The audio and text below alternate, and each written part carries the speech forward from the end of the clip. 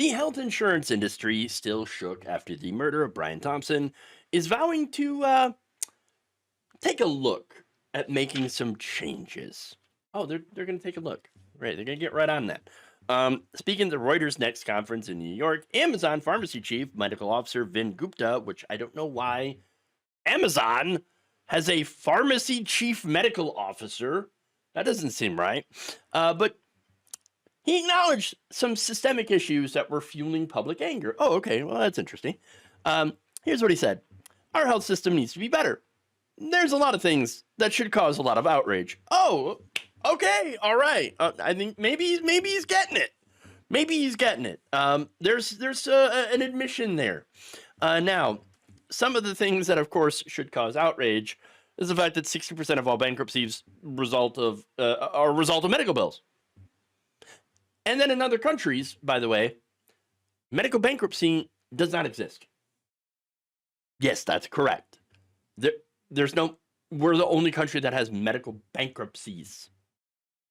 And by the way, there's a big link between medical bankruptcy and homelessness. A big issue too. In fact, a 2007 study found that 25% of respondents said their medical debt led to housing problems. 9% of homeowners facing foreclosure in Philadelphia had cited illness or medical costs as their primary reason for them being behind on their mortgage payments. That's right. Some people have had to, decide whether or not to do life-saving healthcare treatments, right? Like maybe cancer treatments, chemo, whatever. Have to decide between doing that or paying your bills. Again, only country in the world where people have to be, get forced to make that decision. So that's what we're doing, right? Another study found that if a homeless person had trouble paying their medical bills, that the length of their current episode of homelessness gets extended by usually more than 2 years. So yeah, that medical issues can cause homelessness, and exacerbate it. Yeah. So medical debt and bankruptcy not only destroy lives, but the denial of care from some of these companies also can lead to permanent disability or even death. I mean, think about it this way, right? So there are certain conditions that perhaps could be solved with preventative care, okay, or solved before it gets to be that bad. I mean, diabetes, for example, right? It's a very, very common, right? You can go blind from diabetes. You can lose limbs from diabetes. So that is like from, untreated diabetes. So, I mean, with those things, those are very major disabilities that could be prevented if people had access to be able to go in to, get assessed and to have their medication, their insulin. But again, in this country, we put profit over people's lives and would rather disable or kill people, preferably in their eyes, because dead people, don't cost anything to them. They would rather have that than pay out claims, than lose profits. But quarterly profits. So that's what's going on. These are, again, serious issues caused by the greed of the health insurance industry. Now back to Gupta. He then cautioned, of course, against normalizing violence, adding, it's also true that the killing should not have happened. There cannot be this false moral equivalence in our discourse.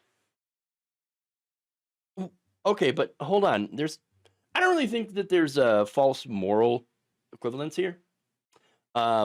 68,000 people die every year from lack of health care. Okay? I mean, that's the reality. When you deny somebody's care, that could be effectively killing them. I mean, it's not as dramatic as shooting someone, obviously, but it has the same effect. You are killing them. So, and by the way, there are people that die that have insurance, right? But they cannot afford to use the insurance because of the super high deductibles or the copays that they can't meet. Or again, the denials, okay? The denials of care. And so there are people out there that do not get care until it is too late. Understand that this is why there is so much anger, okay? people are paying out the nose for something that, they're told, oh, don't worry, you pay this premium so that if you get hurt or you get sick, then we're going to cover you. No problem, right? That's the whole point of insurance. But then when they go to use it, they either get denied, or because of how expensive it is, they end up getting bankrupted. So even if they survive, they're still in dire straits. Look, I do agree, though, he's right that this shouldn't have happened. But I will also say that had we had universal healthcare, guaranteed healthcare, then nothing like this would have happened. And the people who are responsible for us not having universal healthcare, a lot of that is on the health insurance industry. I'll get into those numbers. But first, before that, Pfizer's chief sustainability officer, Carolyn Roan, echoed Gupta's sentiments, describing Thompson's death as a, quote, tragedy of epic proportions, and said, clearly there's a larger dialogue that needs to happen. And we're going to be taking our time to try to understand exactly what happened and understand that feedback and see where we can play a positive role. Well, you could start by having your respective companies not buy our politicians and tell them to block universal health care. Look, a majority of Americans want Medicare for all. 62%, okay? Or 62% say they would want the government to guarantee health care for all people, okay? Even more Americans want a public option, which is to allow Americans, if they want to buy into Medicare instead of having to wait till they're 65. Okay. And yet, thanks to massive donations from health insurance lobbyists and for-profit groups, for-profit hospital groups specifically, okay, because there's a lot of for-profit groups, but that are involved in healthcare, like a pharmaceutical industry, for example. But thanks to all of those groups and all that money, we do not have it. We do not have a public option. We have a patchwork mishmash of for-profit private insurance. That's it. Propped up by government subsidies and tax credits. It's a disastrous system. Okay. So now to really conceptualize how much spending here, I'm just going to tell you the numbers. From 2000 to 2020, so it's a 20-year period, healthcare lobbying grew by 70%, reaching over $713 million. Yeah.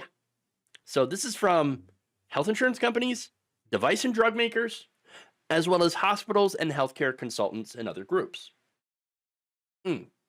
So you have pharmaceutical industry, they're probably, I believe they are the biggest lobbyist when it comes to Congress.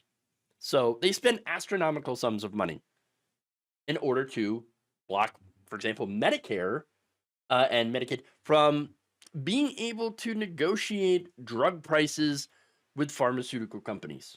Okay. And so, they just have a massive outsized influence in Congress. And this is why we pay more than any other country on earth for prescription drugs. That's it. Now, the thing is, the health industry gives money not just to Republicans, but actually to both parties. In fact, since 2016, the health services / HMO industry, which traditionally gives more to Republicans, decided to shift to distribute more campaign funds to Democrats. And during the 2021-2022 election cycle, around 60% of funds were donated to the Democrats. Among the major health plans, United Health Group, Blue Cross, Blue Shield, Humana, and Molina Healthcare donated nearly evenly to the two parties, whereas Centene Corp and Kaiser Permanente gave the majority of their contributions to the Democrats.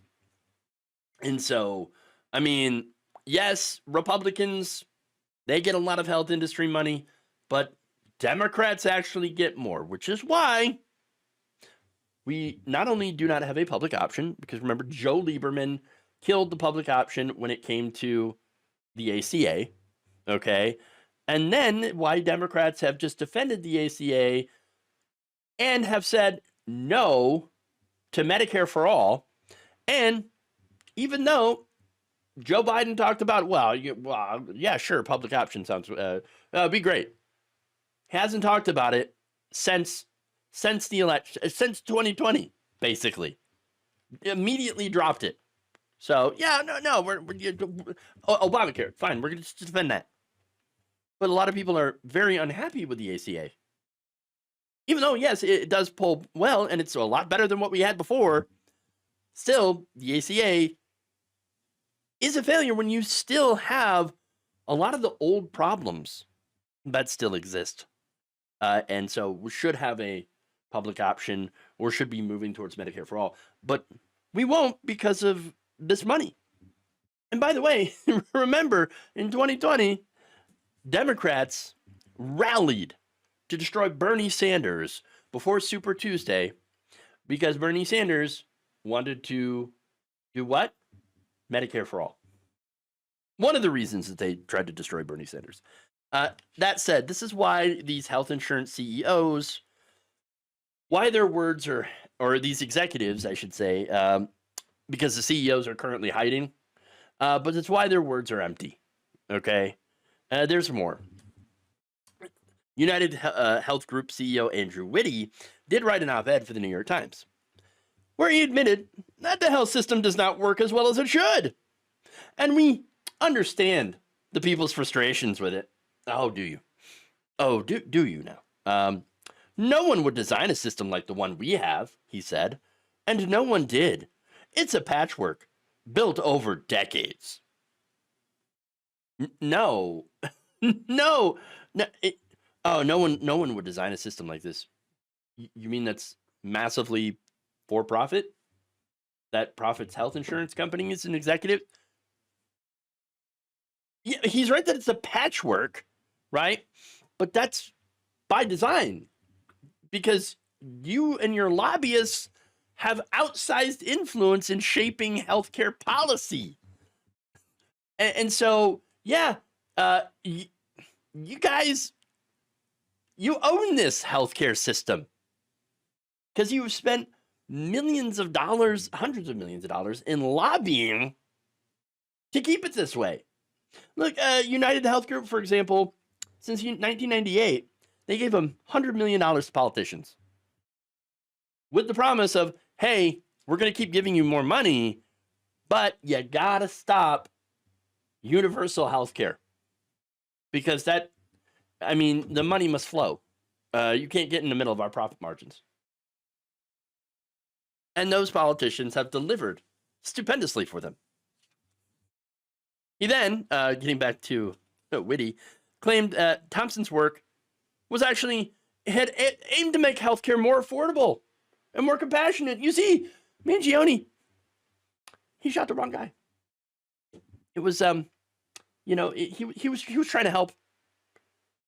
He was trying to help. How dare he take on this wonderful humanitarian? In fact, he said the ideas he advocated were aimed at making healthcare more affordable, more transparent, more intuitive, more compassionate, and more human. That's Brian's legacy, one that we will carry forward by continuing our work to make the health system work better for everyone. No, Brian's legacy was bringing United Health Group $23 billion in profit. Yeah. By denying people healthcare. Remember, they were sued for using a supposedly faulty AI model that ended up denying care to 90% of all Medicare Advantage claims. These are elderly folks, okay? 90%, and they say faulty because, well, I mean, a lot of these, obviously 90% of these claims were denied. No, the vast majority of those claims were actually legitimate claims for legitimate healthcare needs. And so they say, well, it must have been faulty. No, it was working as intended because they save so much money. And then there's also upcharging and things like that, or, upcoding, where they basically make these people on Medicare Advantage plans seem sicker than they are so they could charge them more. Charge Medicare more. So yeah, there's that. And not only that, but the company itself had an overall 32% claim denial rate. Highest of all companies. So that's Brian Thompson's legacy as CEO of United Health Group. Okay. That's it. And overall, in the system here, we pay more for healthcare than any other country in the world and yet have worse outcomes. There's something wrong with the system. And the very people who are now claiming that, oh yeah, no, we're gonna take a look. We see where the problem is. Well, for that, I would recommend that they get a mirror.